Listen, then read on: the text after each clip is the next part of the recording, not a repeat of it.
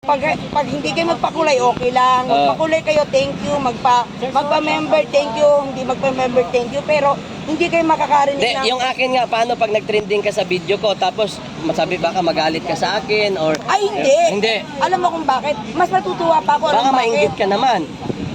Nagtatanong po ako ha, question mark po yan. Hindi ako inggitera. Tanong mo sa mga kilala ko. Walang ganon. Clear. Oh, clear. Maraming salamat. Continue. Okay, continue. So, di ba? O, itutuloy ko yung sinasabi kong kaibigan ko ng isang araw. GM Vlog po ito, mga kababayan. GM Vlogs. Pasalan niyo GM Vlog. Alam niyo ba, kaibigan ko, labas-paso sa Kabagong Diwa. Every 6 months, nandun siya kasi tumataba eh. At saka gusto niya, siya ay nasa Kabagong Diwa ikulong. Alam mo bakit? Libre pagkain. I-compare nga naman dito siya sa labas. Paglabas niya, mataba siya. After 1 week, payat na naman kasi walang trabaho. Babalik na naman sa bisyo. Kaya siya, every 6 months, nabalik sa Kabagong Diwa, nagpaparehab doon para tumaba. Pero paglabas, bisyo. O eto ba ang pinakamatinding tanong ko? O, ang sabi ko, anong tingin mo ngayon sa poon nyo? O, poon nila ha. Sino ba po nila? Ay, ano ba? Singag ba? Ngagba. Oo. Ayokong banggitin ng pangalan kasi baka tayo basta ang poon nila Singagba. Anong sabi ko? Anong tingin mo sa kanya? O, anong sabi niya? Positive. Kasi, yung may mga bisyo, iisa ang kulay na mga yan. Pati mukha ng mga yan. Haggard yan. Kaya tinanong ko yan, anong mapapansin mo? Positive talaga, Yung mismong may bisyo nagsabi sa akin, ha? Kaya wag nyo, kung mga trolls kayo, wag nyo. Hintayin nyo, i-rebat, Kaya nga, itong mga trolls na to, i-rebat ko sa inyo. Patunayan nyo na sinungaling kami at ang poon nyo hindi. Rebat natin yan. Hanggang ngayon, hindi sinasagot ng mga poon nila yan, Lalo yung mga trolls na yan. Bobo daw ako. Baka siyang bobo. Sinabihan din ako sa live ko, bobo. Baka siyang bobo. Wala yan. Mismong mga may bisyo ang nakakausap ko. Kaya ako naniniwala doon. Dahil actual na nakakausap ko. Anong sa tingin nyo? Anong napapansin nyo? Anong sabi? Positive. Di ba? Like and share. Hindi. So, ano yung, sige, ano pa tanong? kumbaga, yung masasabi sa mga nagpa-file ng Certificate of Candidacy? Ngayon? Oo. Ano yung, parang anong tawag dito? Ano yung Panggulo. panawagan mo? Panawagan ko. Oo, siyempre doon sa mga nagpapail ng candidacy. So, tayong mga botante, piliin natin. Huwag tayong kasi nangyari na yan dati noong 2022. Bakit pa ngayon ulit natin nahayaan? Huwag na, mag-isip tayo. Maging matalino tayo. At ang number 1 na talagang payo ko, piliin nyo yung may alam sa batas. Kasi alam nyo kung bakit? Sa Senado kasi, pag ikay umupo dyan at wala kang alam sa batas, matutulad ka kay Lito Lapid. Nagpayaman lang at nagbutas ng bangkuan doon. di ba? Ilang ngayon ng mga senator ngayon ang sinasabi mo walang lalo na si Tulfo, di ba? Anong sabi niya? Nung pag-upo, ganito pala kahirap ang senador. Kasi wala siyang alam sa batas. Ang alam niya ay yung kawang gawa na kuda ng kuda lang doon sa channel niya na hindi naman yung naayon sa batas yun. Ano pa itatanong niyo? Sige, ano pa? Ano yung masasabi mo sa mga... Napapapayaan ko live ko. Hindi, itutok mo rin sa'yo. Saan nakarap? Sa'yo. Ano yung masasabi mo dun sa mga... tawag dito, sa mga bumabanat sa mga Duterte? Kasi ngayon, oras na talaga ng banatan Wala. Siyempre tayo mga vlogger, isa tayo magtatanggol sa mga Dutertes at saka yung mga OFW, mga sambayan ng Pilipino, nandito ngayon, nasa ground. Kami mismo nakakausap sa ground. Nasukan-sukan na. Kaya kayo mga trolls kayo, hanggang live lang kayo, sinasabi nyo kakaunti kayo, hindi. Bumaba kayo dito sa ground para makita nyo kung ano talaga ang sitwasyon at sinasabi ng sambayan ng Pilipino. Yun lang yun. Diba? Ano pa? Ngayon, pailing na ng sino ba yung mga inaasahan mong darating? Sa panig po ng mga Duterte? Siyempre, yung sa panig ng mga Duterte, alam naman natin, si Senador Bongo, si Senador Bato, siyempre si Belica. Dako, gusto ko yan Si Marcoleta, yan, huwag natin kakalimutan yan. Sino pa? Sino pa isa? Si Senator Marcoleta, yan, huwag natin kalimutan yan. Parang 4 pa lang naman ang naano ko, di ba? Sa PDP, wala pa naman talagang sila initial na inadapt nila wala pa So malalaman pa natin yan sa mga susunod na araw o ngayon, sa maghapon na to, nandito kami, malalaman natin kung sino pa magpapayag ngayon Maraming mga tumatakbo ngayon na party list. Ano masasabi mo sa mga yan? Sa party list? Eto, sasabihin ko sa inyo ha, namamayagpag na naman yung mga lip test na wag nyo talagang i-ano yan. Alam nyo naman yung mga lip test kahit di na natin banggitin yan. Nakapost na rin sa FB yan. Tingnan nyo yung mga lip test, alam nyo kung bakit. Pag yan may naipasok sa Senado, wala na, hawak na lahat. Kongreso, Senado, pati yung pinakamataas, hawak nila. So ano magiging mangyari sa bansa natin? Komunista talaga. Yan naman ang ano nila Yan naman ang ina-agitate nila sa mga sa mga estudyante na nire-recruit nila yung magasik sila ng kaguluhan yan. Kaya wag niyo iboboto yan.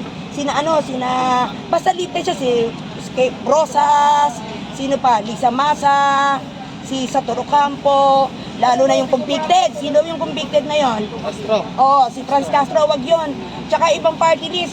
Ang ibobote lang natin ng party list, yung ibababa ng PDP yan. So wala pa naman di ba?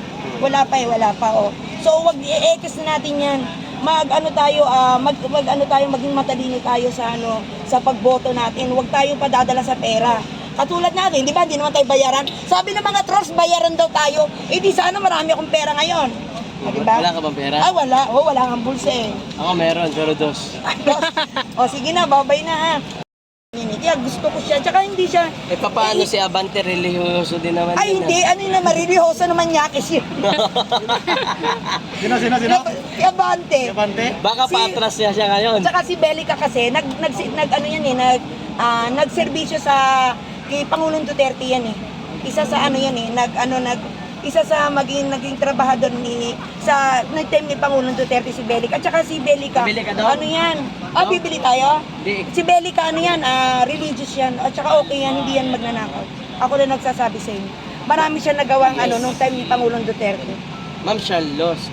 Inano nga siya, di ba? Nung time ni JM Pangulong Vlogs. Duterte, para nga siyang binabaliktad nun Yung kina Wanda de Teo ba yun? Naalala ko yun Oo, magaling yan magaling talaga yung si Belica Kaya gusto ko din yan.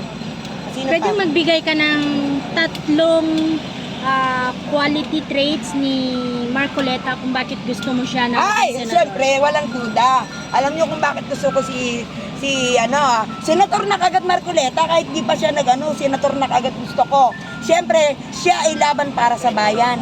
Ibig sabihin, hindi siya namumulitika o pag time ni Pangulong Duterte, hindi naman siya umanok kay Pangulong Duterte. O nung time kay BBM, hindi naman siya umanok kay BBM, di ba?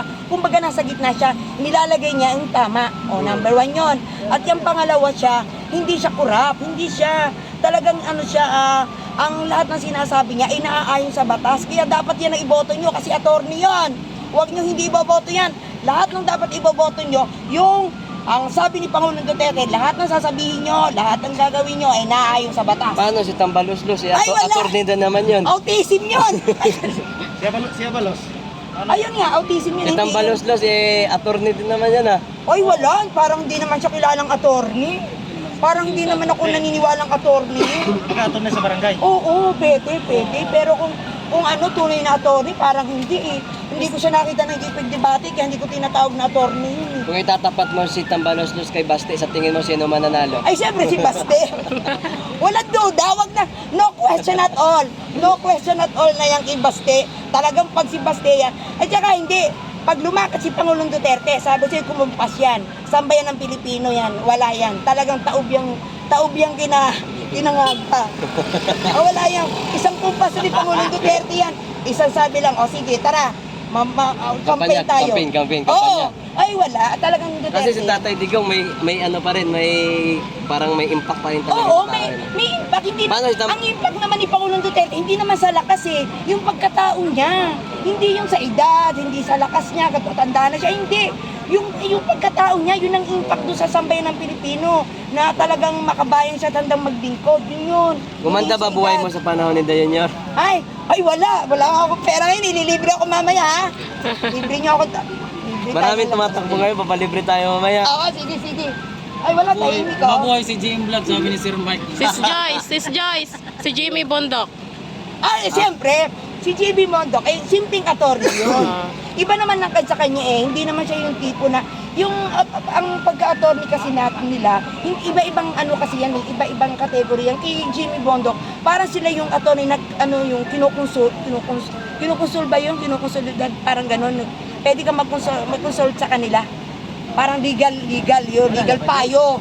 Yung mga ganun yung kay Jimmy Bondok. Inawi ba or Hindi siya yung umuwi po tipong re-rebat na ganyan eh. May tanong si Ronald Vicente. Ano? Tanong pa daw. Ano ba yan? Ano daw? Last na daw, last na. Oh, Ano daw, may boyfriend na ako? Wala. Ayan oh. May Ano daw? boyfriend na daw po siya, wag nyo na itatanong yon. Ano daw masasabi mo kay Tibos? Tibos, talking wag na, hindi. Hindi, wait lang. Wait lang. Nagtatanong eh oh. Oh, hindi. Oh, sige, Wait sagutin lang ha. natin yan ha. Wait lang ha. Talking about tables. Oo, teka, wait lang. Tayong mga nagba-vlog at nagla-live, pag mga ganyang issue, wag nating ilabas yan. Kasi pag ganyan, hindi nyo ako maasahan yan. Asahan nyo ako sa mga politics, pero sa ibang issue, ganyan, hindi. Out tayo dyan, kasi alam nyo kung bakit. Kasi dyan lumalaki eh. So kung ano ba, gano'n na yon, hanggang doon na lang siya dapat putuli na. Kasi parang di nahahaba. Dyan nyo ako hindi maasahan sa mga ganyang issue. Walang issue sa ganyan.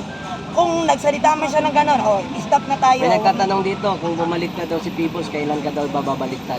Ay, Tatanong po dito ha. ako, hindi, walang baliktaran yan. Talagang talagang solid Duterte ko. Walang yan, walang ano yan, walang question yan. No? Paano daw ba pag inupiran ka ng mga kumikinang na milyones? Ay, teka muna, sino mag-o-offer? Ay, hindi ako maniniwala dyan. Walang mag-o-offer sa akin yan. Paniwala, wala. Paano pagka meron? Wala mag-o-offer niyan.